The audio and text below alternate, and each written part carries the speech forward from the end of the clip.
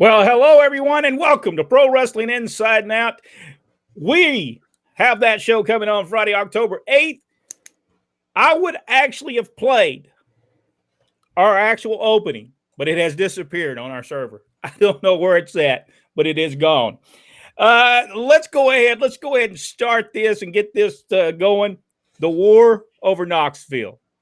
Rodney, I'm going to start with you before we get into the particulars and the information that we have. But the War of Knoxville, pretty bad war when it came to professional wrestling. Yeah, there was no winner. There was absolutely no winner. Just the biggest loss is to the wrestling fans. And the fact of the matter is that it just looked like gigantic egos just clashing. People accusing other people of stealing and all kinds of stuff. But in the end, the people that really suffered were the people in Knoxville, because it took forever for interest to come back. And there was so many years, about 6 years before any, 5-6 years before any great wrestling came back or wrestling became successful. Had great wrestling there, just nobody was interested in seeing it. Jack, what do you think? Some wars are bad. There was the War of Atlanta. But it was nothing like this war. Yeah, there was just too much dirty laundry being put out there for that day and time, especially. I mean, it's never a good time, but especially back in the day when Cafe was still trying to be kept alive. That was one thing, I guess, difference, because in Georgia, everybody was still trying to protect the business. Knoxville was completely different, where they were really, we didn't find out unless you were really inside the inside part. You didn't realize that they were ready to expose the business completely back then in order to win this. And would they have really won it? No. I think they would have killed a lot of business, not just in Knoxville. That was still a pivotal time back in those days. We were still a long way away from, Vince McMahon coming out and saying differently. The name of the wrestling company that we're about to talk about, well, there's two: Southeastern Championship Wrestling and All-Star Championship Wrestling. Jack, go ahead and pick it up. All-Star Championship Wrestling was the organization that was formed by Ronnie Garvin, Bob Roop, Bob Orton Jr., and Boris Malenko after leaving Southeastern Championship Wrestling. They began plans to run opposition against NWA promoter Ron Fuller in the spring of 1979.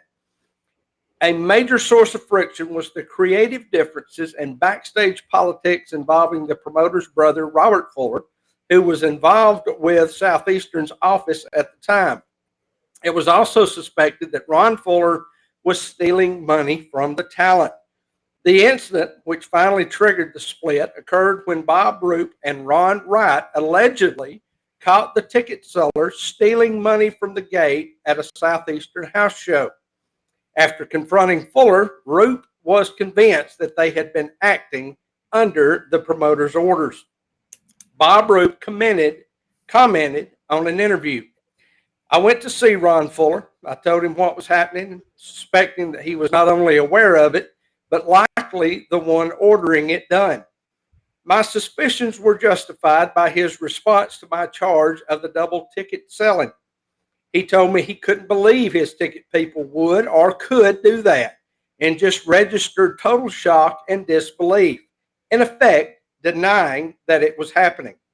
Well, let me ask you, if the general manager, as well as one of the top talents in your company, comes to you with these kinds of accusations, do you think that you are that you are going to deny them out of hand.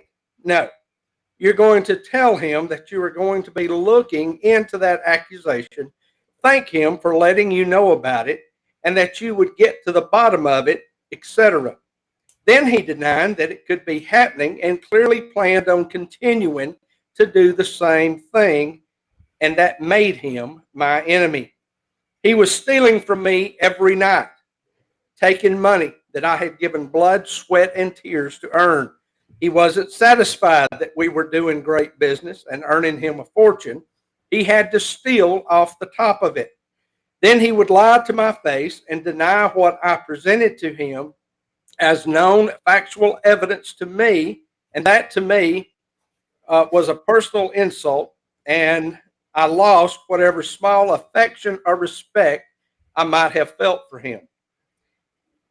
That he thought I would take it and be happy because I was making quite a bit of money, even after being shafted, was a reflection as to his opinion of my character and another deeply felt personal insult.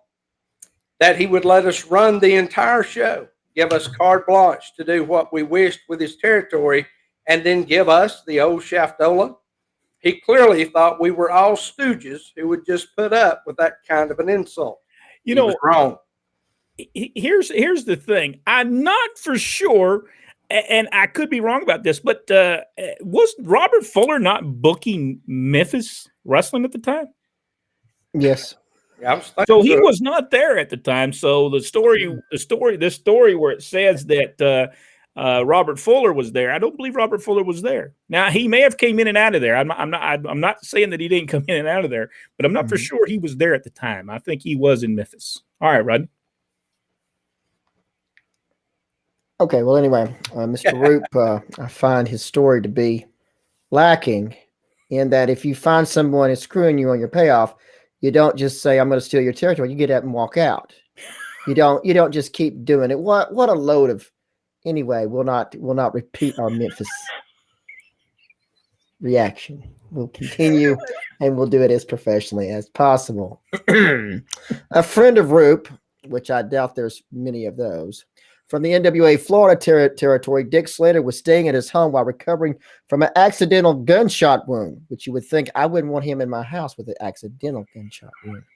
Roop had convinced Fuller to bring Slater into Southeastern Championship Wrestling, paying him a weekly $800 guarantee while injured, and personally loaned Slater an additional $1,000. Slater allegedly agreed to join Roop's group, but secretly informed Florida promoter Eddie Graham, who warned Fuller about their plans to steal Knoxville territory. Fuller confronted Roop, who agreed to resign his position as booker. Fuller gave the position to Slater. This forced Roop and his partners to proceed earlier than they had planned. I don't know about his lawyer, but I'm sure Fuller must have been mad, or rightly so, if you think about it. Every time a group of his boys hung out on the boat at Norris Lake, we would all have a pretty good time and laugh at Fuller's expense. Seriously, though, you have gotten to appreciate Fuller's dilemma. He had to keep kayfabe. He probably let me try that again. He had not kept kayfabe. He would probably have gotten his boat back, but he would have put his business at great risk. Fuller's promotion at the time was extremely successful, drawing sellout crowds weekly, both in the home city of Knoxville and several other weekly spot shows. Well, let's talk a little bit about this boat situation, and so everybody can kind of give an idea of what this was all about. In June of 2005, in a question and answer session with Izzy Slapowitz. Izzy Slapowitz, by the way, was a manager for All-Star Championship Wrestling. I think, Jack, did he not just pass away? About a year or so ago. He discusses the Garvin-Fuller lawsuit. Garvin was involved in a storyline feud with Fuller over the NWA Southeastern Heavyweight Championship prior to the split. A week before his departure, Garvin won both the title and a boat owned by Fuller. He was supposed to lose the belt the following week. However, Garvin and his partners planned to run their first show instead. Garvin brought the title with him upon forming All-Star Championship Wrestling, continue making title defenses on All-Star and ICW shows. Southeastern Championship Wrestling did not acknowledge this and quietly purchased a new belt. In addition to winning the title, Garvin also won a boat owned by Fuller. This was part of a scripted storyline rather than a legitimate prize, but Garvin kept the boat. Now, I know that's not funny, but it is to a certain extent. You kind of wonder if Austin Idol got his ideas from Ronnie Garvin. Yes. The promoter brought Garvin to court in an effort to recover his property. However, Fuller lost the case rather than expose the business by admitting the match was predetermined.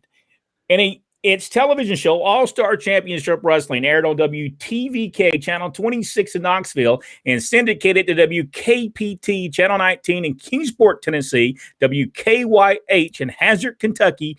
Big Jim S. Whoop your head, Ode, a former Southeastern Championship Wrestling announcer, was able to use his connections as a sales representative at WTVK to get All-Star on television. Southeastern Championship Wrestling had originally aired on WTVK before Fuller bought the promotion and moved the show to WBIR Channel 10. Throughout its run, All-Star had poor television coverage in Knoxville compared to Southeastern Championship Wrestling. They did, however, possess a strong talent roster, giving All-Star a decided advantage against the NWA-backed rival, which receiving talent from Championship Wrestling from Florida, Georgia Championship Wrestling, and Jim Crockett Promotions. Kind of sad when you think about this. All right, Jack. Things soon got very heated between the two groups. Like ICW, All-Star wrestlers often taunted their NWA rivals in public. The promoters offered up to $5,000 to those who could defeat an All-Star wrestler at any one of their shows. One All-Star live event at the Bill Mayer Stadium on September 22nd, 1979, advertised a chicken challenge bout between Bob Orton Jr. and Ron Fuller. The winner would win $5,000 and be declared a chicken if Fuller did not appear. Dick Slater, Ox Baker, Jimmy Golden, and Sterling Golden were similarly targeted. In October of '79, Fuller was granted a temporary restraining order against Garvin, Roop, Orton, and Malenko. Fuller claimed the four wrestlers were attempting to run him out of business and had acted in a disorderly and obnoxious manner at NWA Southeastern shows in order to drive off wrestling fans. Fuller was seeking up to $2.5 million in damages at the time of the lawsuit. Ron Fuller finally withdrew from Knoxville at the end of the year and sold the NWA Knoxville office to Georgia Championship Wrestling promoter Jim Barnett. Fuller replaced Knoxville with Birmingham as the main inn of Southeastern's territory and continued promoting in Alabama for a number of years. Fuller attempted a return to Knoxville several times during the 1980s, his last effort being the short-lived USA Championship Wrestling in 1988, but he was never able to repeat the same success he had in the previous decade with Southeastern. You know, in 1985, 86, 87, Knoxville was the biggest cards of all time and did very well. Now, did he ever draw what he drew in Johnson City? No, he probably never drew. But Knoxville, Tennessee, big houses from 1985. I guess it was 86, wasn't it, Rodney? Yeah, started at 85, 86 is when they started to go up there. This last sentence here, I have to call a humongous BS on that. And I hate to be this way, as you know. And I'm trying to control myself. It caused me to stutter in my last reading. Let's just be honest. No one except for Ron Fuller made a success out of Knoxville until he returned in 86. And this nonsense that he tried several times. No, he tried the one time. And he took right back over where he left off. So it's just total nonsense. The USA Championship Wrestling was I'm not sure how that came to be, but Ron Fuller and Bob Polk decided to keep the Knoxville end from the southern end where they sold to David Woods. And so Ron and Bob ran USA Championship Wrestling and changed the name to keep, I guess, make it different than Continental Championship Wrestling. But the idea that it was that he struggled somehow and he didn't get the success it's untrue. It's absolutely untrue. He did very well.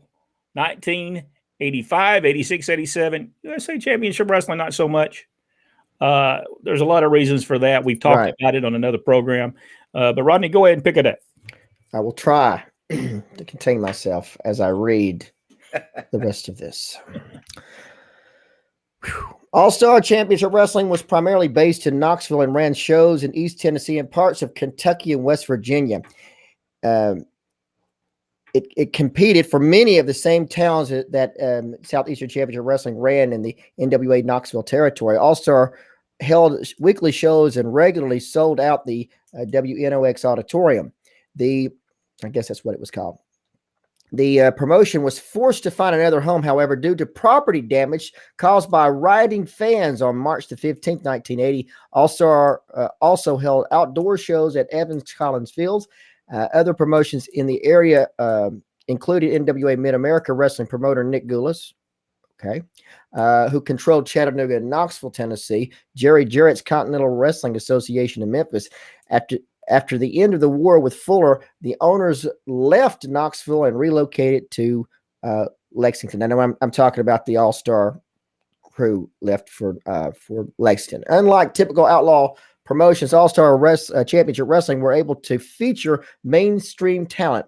Along with the four founding members, Ronnie Garvin, Bob Roop, Bob Orton Jr., and Boris Malenko, a number of Southeastern Championship Wrestling wrestlers jumped to All-Star Wrestling, including Barry O, Pistol Paz Watley, Terry Gibbs, and the brothers Ron and Don Wright.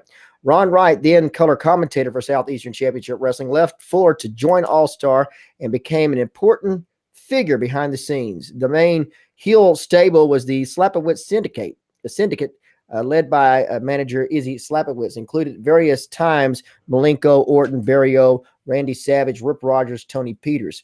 According to Slapowitz, Savage was perfect. He was perfecting his Macho Man persona during this period. Buddy, woo! All right. Buddy Landell, a future NWA National Heavyweight Champion, got his start with All-Star Championship Wrestling. The young wrestler initially lived with Bob Roop and his wife in Knoxville. After All South Wrestling merged with ICW, Landell and female wrestler Donna Day slept in the front window of Savage's gym in Lexington. And they must have been like they must have been what they sit in front of so people could know what you look like if you worked at the gym.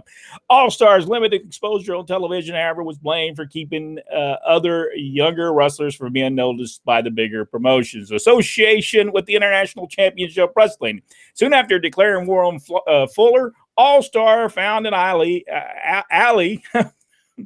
partner and Angelo Poffo and his outlaw promotion, International Championship Wrestling, which, by the way, tried to do the same thing to Jerry Jarrett, based in Lexington, Kentucky.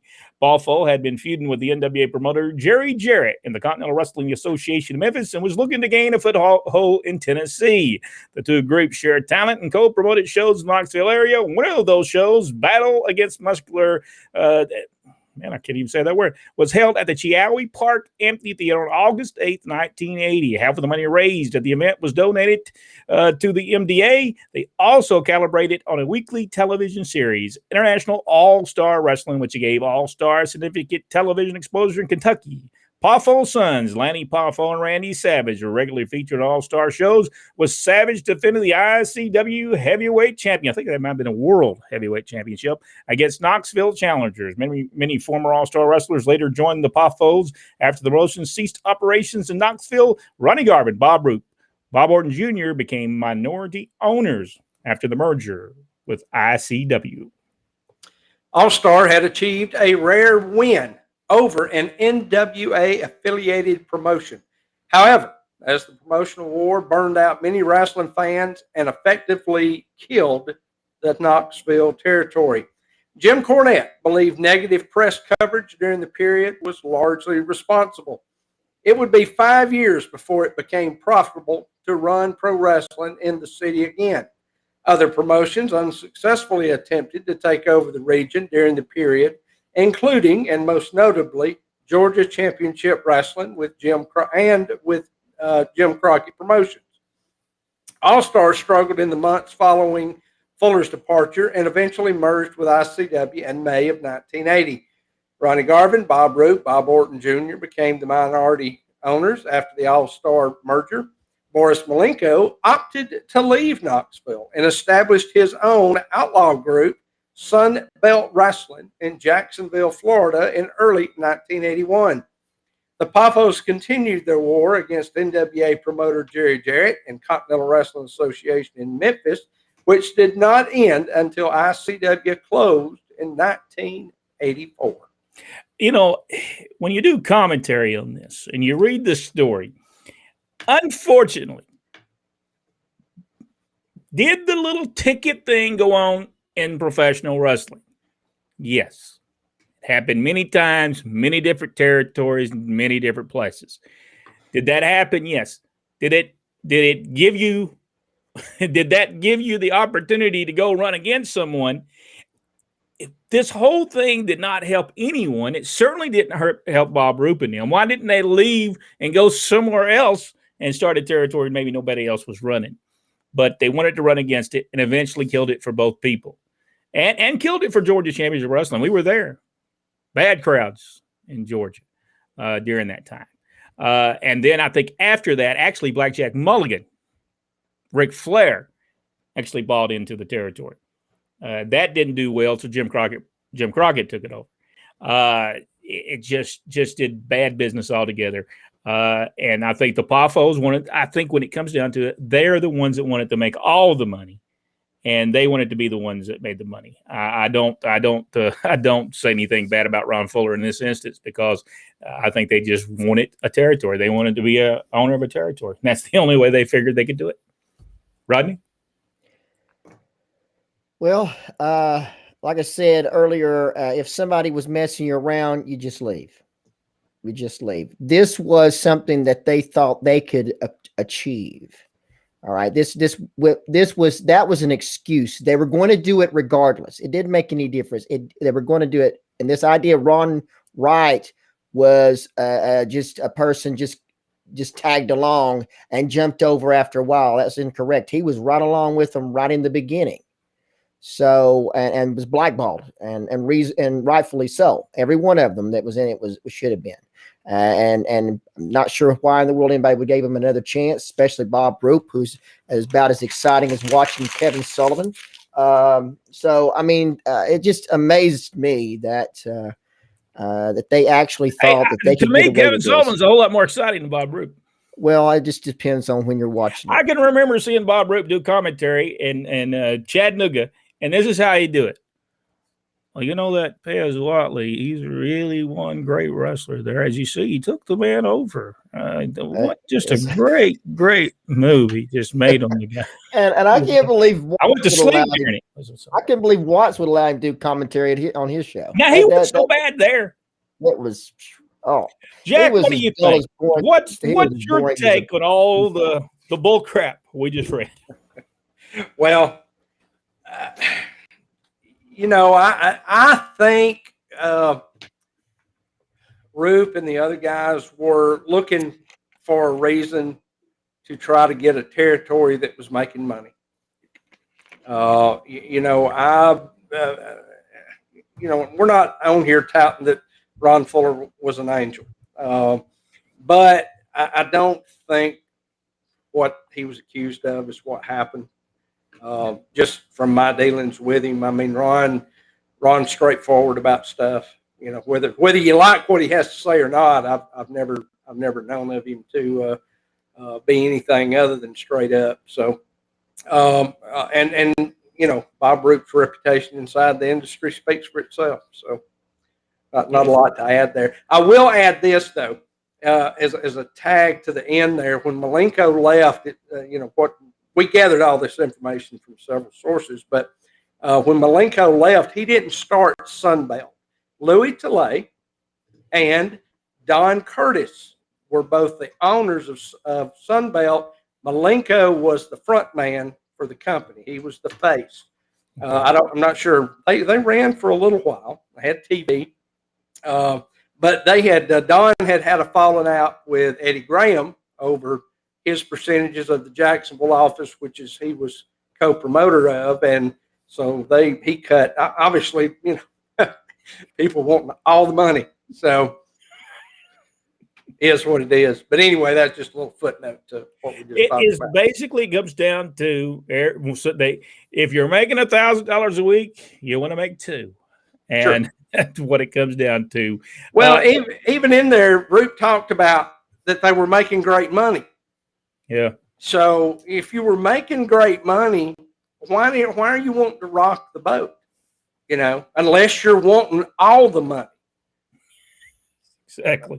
Exactly. And I think they had rolled down went down the road and said, we're the ones drawing this money. We could just do it all and we could take all the money. Just think about it. Just the 4 or 5 of us, and we'll spring in guys and we'll make the money, and we'll give the guys a bad payoff. We'll make sure we make all the money. I just the way I felt that's the way that went. But and I think really, truly, probably none of them wrestlers should have ever wrestled again in the wrestling. Well, I mean, if anybody was listening to what we were talking about, the thing that sticks out in my mind that was the killer of the whole thing was these chicken matches that they were talking about, where you were actively advertising these other wrestlers going to be on your card. They pulled a no-show. That means that anytime you advertise any wrestler going to be on your card, people will already assume they're not showing up. That is because a wrestler was doing that.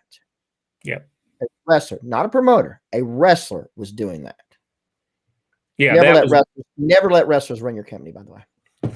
Well, AEW needs to figure that out. Let's go see what the Insider Nation, for those of you who are watching this, everybody that we're talking to now are supporters of our channel. So let's go see what everybody's got to say. Rick Brooks, how you doing, sir? It's good to see you on here. Robert Grice is with us as well. Good evening, gentlemen. Good evening to you. I see that I think this is Richard Hood. He is on our new Twitch channel. Hello, guys. How you doing? Aaron is with us as well. Aaron, thank you so much. Richard Hood said Plan B was a disaster. I agree with that.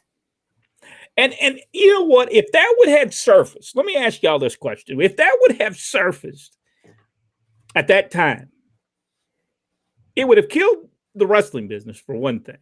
Yeah. But if the people would have knew that they had did that, there's no way nobody ever used them again. Mm-mm. I mean, look at Eddie Mansfield. And this was done Eddie Mansfield was done, what, 1983? Oh no, it was 85. 1985. He's look at what he did, and he never wrestled ever again. Nope. Rodney, what do you think? If this Plan B would have got out, it would have killed the wrestling business everywhere because it would have got picked up by the networks. And yeah, sure it would. And that would be, there are some people that says if I can't be what I want to be in it, I'll destroy it for everybody else. And that's the reason that everybody that was involved in this, I have no respect for. I'm sorry. I just have no respect for. There's some of them that recovered from it, that I respect their ability, but I would never trust them again. And some of them are very lucky to ever work again. It's very to me that Ron Garvin never got an NWA World Heavyweight title. Yeah. To put that much trust in someone. But now at the same token, he had shown that he was not going to do that again. I mean, he'd wrestled to many people, Bob Orton as well, that they know that maybe they weren't going to do that again. Michael Barr is with us. I'm here and accounted for. Michael Barr is with us. Aaron, let's see what Aaron had to say. He said, is it possible Roop was already in influence? Yes, it was. Yes, it could have very well been. That's pretty good. Yeah, I never thought of it that way. You might be right about that. Oh, man. Now, let's see. Richard Hood said that would have destroyed the business. Yes, it would have. It would have It would have. But what year was it, Rodney? And was it 1980? What year did the Freebirds come to Atlanta? It was 1980. Yes. Do you remember what ABC? I think it was ABC. Yes. I'm pretty sure it was ABC. Sent for a whole week. They sent people down. Yeah, it was Channel 2. Mm-hmm. To all the shows in Atlanta and tried to, and all it was trying to expose it. Wrestling. Exactly right. Because actually, the show on Saturdays were destroying their news program. They were still the number one. Wrestling was still number one in Atlanta, and they were jealous of that. And that was their point. And they went around. It wasn't. And of course, if they would have went around Ron Fuller's territory, they would have been able to see the same thing every night. But in Georgia, they didn't do the same thing every night. What you saw in Columbus would not be seen in Macon, would not be seen in Atlanta. So they didn't do it. Yeah, it was crazy the way that the media itself tried to kill professional wrestling. Yes, it did. And that goes back to the 1900s. They tried to kill professional wrestling. Even there, and Ron Garvin did surprise me that he would do that. That is his surprise of all the people. Michael Barr asked this question. He, for those of you who've not watched it, if you've not watched the interview with Les Thatcher and Charlie Platt, tremendous interview. We said this from the beginning. None of us should have been there. We didn't even have to be there.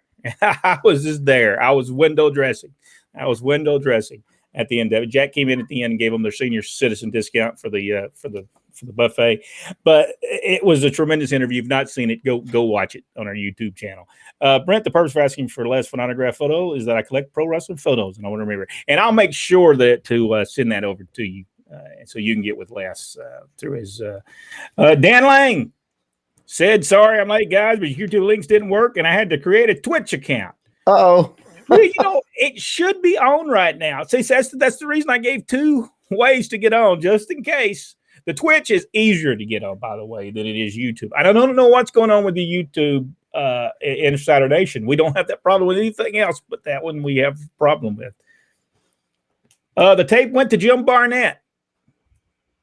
Well, we know why that didn't, why that never made it. Because I can already say, my boys, this will never see the days. But you don't know what kind of deal he made with the rest of them wrestlers as well. Yeah. He may have said, I'll smooth it all over. You all guys will get a job. Just, Jim Barnett was a major player in professional wrestling. He was. Ever. Because Jim Barnett was a powerful man. Richard Hood said, I remember when that fan got Bob Roop sugar hose. Got out of. Oh, did he really get out of it? Where was this, Jack? I can't remember. I was reading about it here not too long ago. Michael Barr said $2.5 million was a lot of money in those days. And that was in 1979. That was a lot of money. And Ron Fuller had every right to sue them for that. Well, they were coming to the shows as well and disrupting the show. I remember that as well. Yeah, that's they were just not. I mean, it's just and to me, if you want to go heads up, the different thing in Atlanta is that they didn't play lowbrow stuff in Georgia. Gunkel and the NWA were just running against each other. It was one promotion against the other. They wasn't doing these cheap stuff like these guys were doing. Michael Barr said, "Go ahead, Rodney. There is most likely more BS." If we all knew everything that happened in the wrestling business back in those days, there's no telling. We probably don't want to know. How many outlaw promotions were there out in those days? There wasn't many, I don't think. But the Pafos was there at the time. I believe that. I'm not for sure. Was not Thunderbolt Patterson? Was this the time frame that he was almost running Georgia? Could have been with Lars Anderson. You're talking about that time? Yeah. It's very well. I think you got to remember, this was a great time for professional wrestling. 1970s, they were making money in 1970s. Now, it took Ron Fuller a while to get Knoxville going, but once he got it going, it was making a lot of money. So these wrestlers said, oh, I can make this money. That was their thought process. My question is this: if it wasn't for Jim Hess, I'm not sure that All-Star Wrestling would have got off the ground, and I would assume he was the real person behind the whole thing. He had the contacts; the wrestlers had no contacts. Now, I believe he's probably right at the center of it because Ron did fire him, did he not? yes, he did.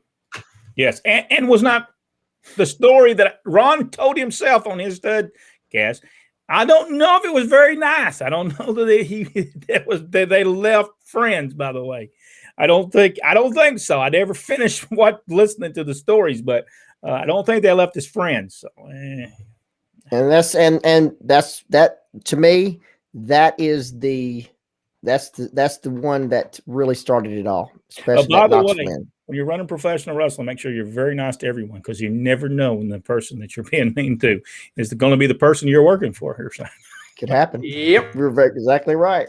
Be very careful about that. Hulk Hogan always said this. He said, "I was nice to everyone." He said, because on my way up, I was nice to people. And he said, because I'm going to meet some of those people on the way down. So he said, I tried to be nice to everyone. That's right. One-man gang started in ICW as Crusher Broomfield. Yes, he did. He eventually goes to Memphis. And I think Jim Cornette was one of his managers. Guys, didn't Blackjack Mulligan and Ric Flair on the Nashville territory? No. That has always been on with Nick Goulas, Roy Welch, and Jerry Jarrett. How many outlaw promotions stole money? I don't know if they stole money. I think Ron Garvin they won the belt and they just kept it. You know, why did Ron ever give them the keys to that thing for? To make it, to legitimize the whole thing. That way people could see Ronnie Garvin out there running up and down the lake in Ron's boat. I guess the same way that Wahoo and Tommy got to drive those Cadillacs for a few weeks. I guess so. Michael Barr said, Rodney, I think Kevin Sullivan and Bob Roop are related.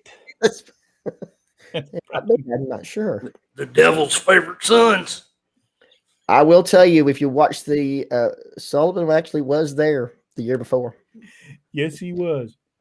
Because he's in a match in a great. That was Sunbelt Wrestling, right, Jack? It wasn't his promotion. You said it was Don Curtis's and Louis. Don Curtis and Louis Tilley. I actually saw a match with Kevin Sullivan against Phil Hickerson, Dennis Condrey. Great match on television. Ron Wright's the manager, and it's a tag match. I forget who the other guy was, and it was a really good match. And this was about a year before. Rodney, Brent, and Jack, how much research goes into finding information on these promotions? A lot. Takes a long time. That one I got from different sources. I got it from a Bob Roop interview, and I got it now. All this information, I sometimes play this information, read this information to say, don't know if that's actually true. You cannot believe everything you read because they said Robert Fuller was there, and I don't believe he was. Robert Fuller was in Memphis. I'm pretty sure he was in Memphis because Jerry Jarrett tells a story that he was sitting with Robert, and he said the Memphis had been doing bad. Mid-South Coliseum was really bad. It's probably drew the worst it's drew in a long time. And Jerry Jarrett looked over at Robert and said, "Boy, you can't get no worse than this." And Robert looked over and says, "You want to bet?"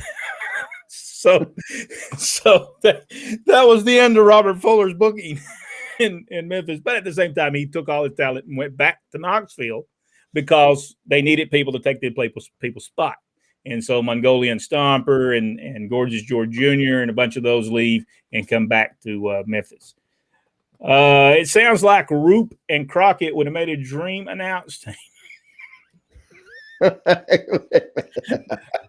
David Crockett was like Gordon Soley next to Bob Roop. I agree with that. You know what? The more I listen to David Crockett, I could just tell, I kind of respect him a little bit because he put everything into it. He put all that excitement and he really was excited about what he was watching. It wasn't a made up thing. He was really excited when he was doing what he was doing. He was excited about it. So I have kind of a newfound respect for David Crockett. Do y'all see him that way now when you watch it now? I watch it back a little bit and watched it. I still look at him thinking, I still don't like to watch it. But man, he was in there. He was with it. I agree with that. I agree with that. I guess y'all don't share the same thoughts, but I mean, it's just I'm not saying he didn't try hard. I don't say that at all. I think he did try hard. He was interested in what was going on. Outlaw Promotions, it wasn't that they didn't pay you, because they would pay you, and they did very well. I mean, you could work for one. They'd pay you. Maybe might pay you better more than the actual promoters would have paid you. Robert Grice, I am amazed what I learned about the business behind wrestling each week. Yes, there's a lot of things you can learn about it. There's a lot of stories we can tell you that went on. Was this a show? And does the big thumbs up need to be put up and the bell rung? Yeah, do all that. Hit all that stuff. We didn't do that on that show, that last show. Well, did you have any time to do? No, we did not. No, we were. Normally you don't. We were about 10 or 15 minutes late. Rick Brooks, there was an outlaw promotion that tried to compete with the Sheik many years ago called Classic Wrestling that featured Buddy Rogers, Crusher Kowalski, Mark Lewin, and Killer Carl Cox. Huh. See, there was always somebody that thought they was going to make the money. They felt like they were shafted and they didn't make any money. It was called the International Wrestling League. Do y'all remember that? What year was this, Rick? I mean, this was probably in the 60s, wasn't it? Maybe the early 70s? Charles said, I enjoy listening to Ron Fuller Southeastern Rewind on YouTube, new episodes every couple of days. Yeah, if you get the opportunity, Ron has a great deal of knowledge. He can tell you everything that went on. He was the one there. So get over there and watch Ron Fuller's YouTube channel. Michael Barr. Was there ever an outlaw promotion that made it big time as a territory promotion? Jack? I'm not for sure. I don't think so. I don't think so. I guess Jerry Jarrett would have been an outlaw promotion. Yeah, possibly. I mean, even though but he would have been he was against the NWA. He wasn't a member of the NWA at the beginning. He eventually becomes a member of the NWA, which is kind of weird when you think about. Nick Goulas was the actual promoter there, and Jerry Jarrett ends up becoming a part of the NWA, which that's unheard of. But I think Eddie Graham liked Jerry Jarrett. Rodney, what do you think? Is there any territory that became? Not that I know of. I had heard that possibly that Dick the Bruiser and those did something against Barnett to get that one, but I'm not sure. I don't know the details of that. There was an outlaw promotion on Stewart Avenue in Atlanta back in the 70s. What was it called, Richard? Was it the Thunderbolt Patterson? Thunderbolt Patterson ran the car of the Omni back in the 70s. Civil rights leader. Hosea Williams. Hosea Williams. Helped them get that building. Yeah, you had told us about that. Yeah, I knew Hosea. He was a great guy. Aaron said, I agree, Brent. I enjoy David's. Yeah,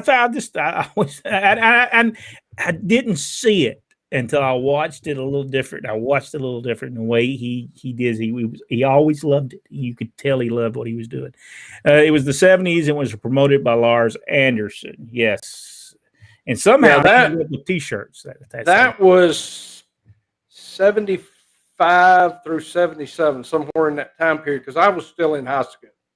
And I graduated in 77. So I remember, still being at home, my parents watching that show. That show that he's talking about it was 69 or 70. That's what it was. Did Jack Ruby promote an outlaw promotion? Didn't Jack Ruby promote an outlaw promotion? I don't know. Not for sure. We'll have to look that up. All right, we need to really quick, because I told people we'd show some programs real quick, and we'll do that, and then we've got to go. Let's Rodney, can you control the thing there? Bob Armstrong, meet the new television champion. Let's go over this way. There's a picture of Bob Armstrong with a TV title. Let's see. Well. All right, Rodney. Am I in frame here? All right, here we go. All right, you got Koloff and it says Koloff and Superstar in trouble as Rich charges in. On the bottom, it looks like Kurt Von Hess and Bob Armstrong. On the other side is Bob Armstrong in a TV match against Carl Fergie. Tenryu against, I'm not sure. Is that Jerry Stubbs, maybe? Yeah, let's see. John Wolf. John Wolf, and the Superstar on the back. And then we had the card from the inside. Jerry The insert fell out. Do you remember him talking about his Oates Brothers Auto Clean? I did. There you go. Sure did. There it is, right there. There's Bobby Heenan, Bob Armstrong, Tony Atlas. And the TV show is going to be on 1 hour later. And then, of course, here's the big card for Columbus on August looks like 6th, 1979. Main event tag team elimination match. The Superstar and Pretty Boy Bobby Heenan against Stan Hansen and Mr. Columbus. It's the tape fist match. Killer Carl Cox against Bob Armstrong, Georgia Tag Team Championship. Ole Anderson, Ivan Koloff against Tony Atlas and Ray Candy. Doug Summers against Tommy Rich and Ben Alexander against Tenryu. Oh, by the way, a special guest referee right here, Tommy Rich. Oh, I missed that. And then the Columbus heavyweight champion was Stan Hansen. Here you see, look at the ticket prices. Ringside 4, general admission $350, children 11 under $2. Jack, was you at this show? I'm pretty sure I was. I guarantee that was sold out. Who was Mr. Columbus, by the way? Let's see. Stan Hansen was not on that particular. Was he? Was he on that show? No, he was in the elimination match, wasn't he? No, he was not in here. No. Yeah, he is. Stan Hansen and Mr. Columbus. Stan Hansen, Mr. Columbus. For whatever reason, I'm thinking Wahoo McDaniel, maybe? Not for sure. If anybody knows, let us know who Mr. Oldie and Ivan's still there, so. Mr. Columbus was there for a while because here he is August 1st. Oh, let me zoom in there, Kevin. Wait a minute now. Is he not going against the Superstar? It wouldn't have been Wrestling 2, would it? I'm not sure. I don't remember. I'm not sure. I don't remember. This is August the 1st. Main event, Georgia Heavyweight Championship, the Superstar versus Mr. Columbus, Georgia Tag Team Championship, Ole Anderson, Ivan Koloff against Tony Atlas, Ray Candy, Killer Carl Cox against Bob Armstrong, the Eliminator against Stan Hansen, Carl Fergie against Mike Stallings, Doug Summers against Jerry Roberts. Which would be later. The Mountie. No pictures of Mr. Columbus, huh? No pictures of Mr. Columbus. The Superstar, Ole Anderson, Tony Atlas, Bob Armstrong. All right, maybe somebody knows who Mr. Columbus was. For whatever reason, we had a mystery. Mr. Columbus was Fred Ward. It might have been. Might have been. Well, technically, I'm still leaning. I'm still thinking because it seems like there was a Mr. Atlanta at the same time, or around that same time, and I believe it was Wahoo. Could have been Wahoo. I don't remember. I will have to look that up. I'm just guessing though. Dan Lane said, "You're right. Rodney Bruiser and William Snyder took the promotion from Barnett." That's what I thought had been there. And by the way, that's the reason he goes to Australia, and he will not use Australians as the main wrestlers. You know, we did a story on that. He would only bring wrestlers from the United States to make them stars because he knew they were going to stay there. I could see why he did that. By the way, folks, if you've not seen it, go see the Les Thatcher, Charlie Platt. Tremendous interview. There you go, Brent. Make some copies of those and let me know how much you will charge me, and I will have a few of those cards. I have a ton of these, by the way. And there was a time that they were all in order. But when the water messed them up, they're not in order any longer. So curious. Michael Barr said curious why there was not a Mr. Alabama, or they probably were at some point. I'm pretty sure there was Mr. Alabama. Jack, you ever worked with Mr. Alabama? No, but you guys remember Larry Santana. He worked all over Alabama as Mr. Tennessee. I do remember him, yes. Well, you talk about some heat. Let's see. See, in a new promotion, there is a Mr. Atlanta. That is That's Zane, right? yeah, Tony Zane. And they have brought in a somebody that Tony manages is Mr. Atlanta, but Mr. Atlanta 2 wrestles. Mr. Atlanta, though, is an old wrestler from the 1980s, isn't he? Mm-hmm. I can remember Georgia Peach State Wrestling, I think, was. Yeah. Tony started doing Mr. Atlanta back in the 80s. Very good wrestler, by the way. Yeah. He was very good. All right. Everything that we talked about today, Jack, final comments? Hey, good stuff, man. It's love the I love being on the show when I don't have to participate.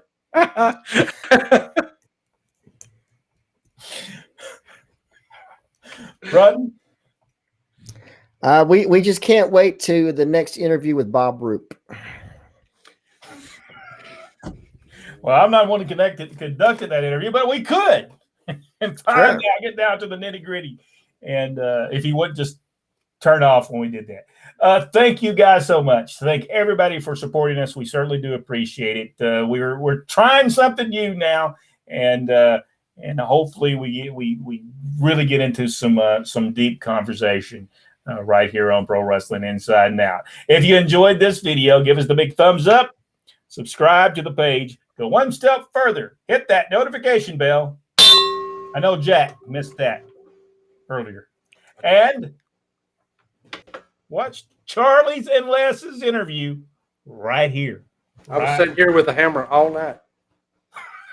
There you go. We'll see you. Thank y'all so much for supporting the channel, for all the supporters who are supporting us. We certainly do appreciate it, and we'll see y'all next week.